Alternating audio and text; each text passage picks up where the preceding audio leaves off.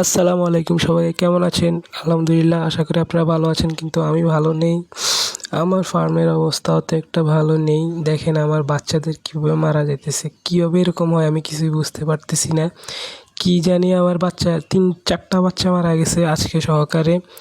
এই বাচ্চাগুলার পায়ের মধ্যে মানে কি কামড়ায়, পা নিয়ে যায়, তারপরে ডানা নিয়ে যায়, কিছুই বোঝা যায় না। সো এরকমভাবেই এই পর্যন্ত 4টা বাচ্চা মারা গেছে।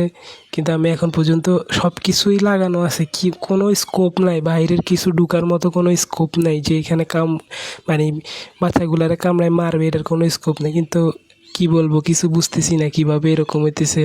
মানে কপাল খুবই খারাপ, এভাবে 4টা বাচ্চা মারা গেছে। মানে আমার খুব কষ্ট লাগতেছে, আমার খুব মানে শখের একটা জিনিস ছিল বাচ্চাগুলা।